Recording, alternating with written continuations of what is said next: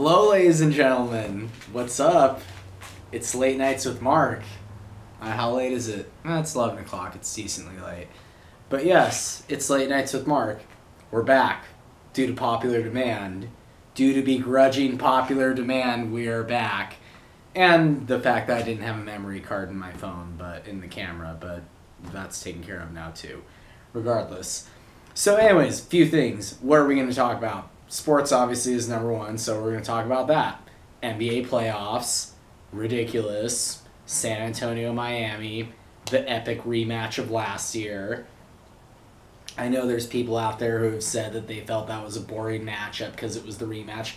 How is that possible? San Antonio runs the most intricate and pretty offense in all of the NBA with all of the passing and ball movement. So many guys step up. The system is so conducive to success.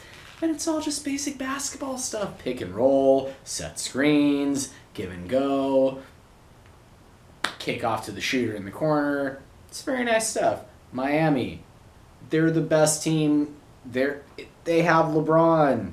LeBron James is the best player on the planet.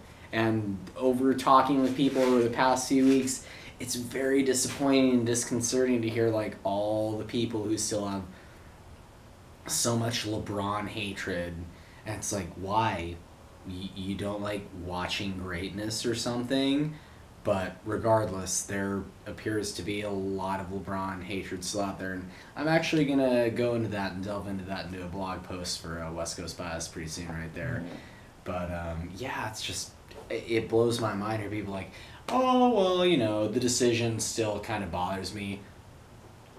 Does the girl who dumped you in high school still bother you? To quote Rick James, that was weeks ago, motherfucker. Really? Or like, you know, oh, well, I'm a Laker fan. What the fuck does that have to do with anything? It is not LeBron James' fault or Eric Spoelstra's fault or Dwayne Wade's fault that the Lakers suck this year. So stop looking for someone else to blame. So, yeah, I'm really enjoying the NBA Finals. Game 1 was just an epic game. It was going back and forth, back and forth. It was like basketball soap opera.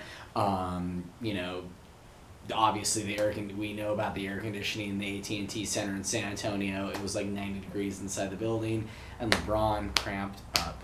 And above all else, I was talking with some other people. It's just so sad to hear all the people like, well, you know, like, this dude's a bum because he left and couldn't play because he was cramped up. You people have no idea, and I've never dealt with cramps, but everyone's body's different. And you know what? If you can't go out there and play, you can't go out there and play. It reminds me of like when Jay Cutler came out of whatever NFC playoff game it was with a knee injury. I've had knee injury, and I know you cannot go out there and do what these guys do if your knee is fucked up. And we saw it happen with Robert Griffin III, that, you know, he ended up getting hurt later on down the line. Hold on. Okay, this is good.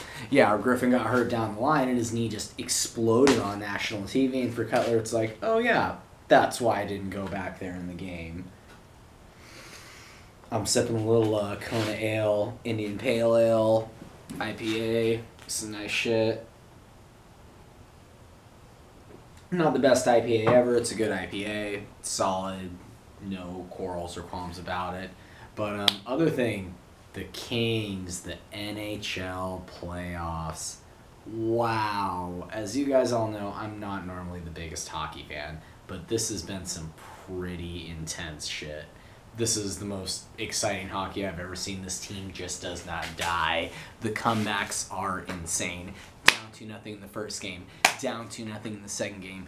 OT, double OT. Same against the Blackhawks in the past series, which was probably the most classic hockey series I've ever seen. Ever. Kings and Blackhawks. Oh, that was insane shit. So, yeah, it's just great to see. This team is a deep team. The analysts say that Daryl Sutter is the master of line shifts, so it's cool to see just all the guys come in and what they do, and everyone just contribute. You got, obviously the big stars, Kopitar, Drew Doughty, Dustin Brown. They're doing their thing, especially Doughty. Really like what he's doing. And then all the other role players stepping up, the Toffoli's, the Willie Mitchells, the Justin Williams and Jeff Carters, who are, it's tough to call them role players because I guess back when they were with other teams, they were stars, per se, as opposed to here with the Kings. But yeah, I mean, it's a lot of fun. It's great to see.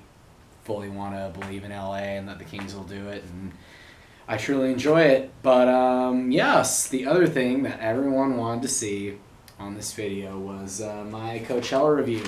So I have here with me the schedule.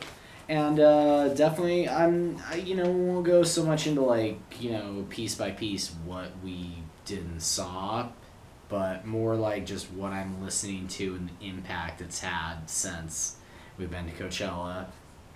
And there was the joke I think I put up, Martin Garrix's Animals on Facebook, which is a fucking awesome song. It just turns you up so much.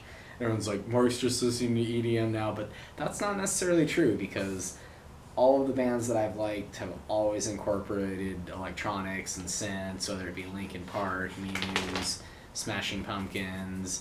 They all have that. They're not afraid of that. And, I love 80s shit that had that shit, or Depeche Mode is one of my favorite bands of all time. And if that's not electronic dance music, then, well, shit, I don't know what is.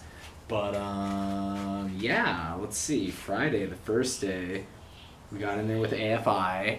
AFI was fucking awesome. Just great live band. They rocked it so hard. Oh, I'm sorry. Owl Black was first. He was a very good way to start the day. Just nice, good, warm act to start the day. Great singer, good vibe. Does a lot of cool things. Saw a little bit of Haim. They were cool. They rocked harder than I thought they were going to. So after that, I think that's where we started working our way over to the craft beer garden, one of our favorite places overall of the weekend, and a place we'll be frequenting for years to come. And my stuff was starting to kick in, so we headed on over to the Sahara tent so things could get kind of weird. And that's when the Glitch Mob went down. And that was the very first band, I would say, that I just saw them and my mind was blown. And I was like, oh shit.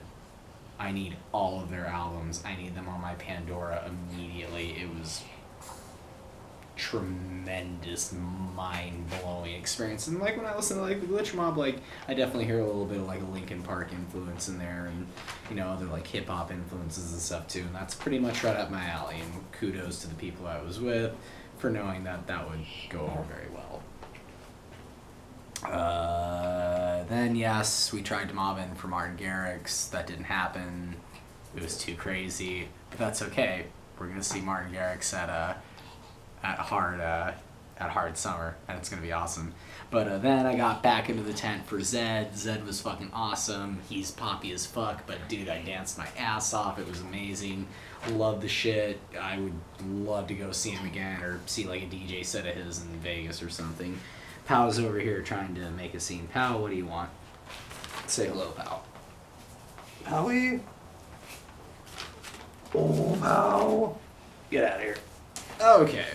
Then after that, the night is kind of starting to wind down. Things are kind of coming down a little bit, and we tried to head on over to Outkast for the final set. Obviously, they were the big headliner, but it's just there were so many fucking people there. It was ridiculous. There was no way we were getting in there to see Outkast up close. And you heard the songs. It was short, but it was sweet. And they were push that, pull.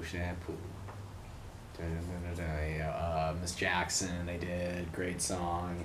I was hoping that the crowd would go nuts for Bombs Over Baghdad. We didn't get a chance to hear that, but whatever. And that was all good. That was only day one of Coachella.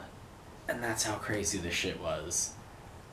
So, yeah, I mean, just, it's insane shit, just the impact it has.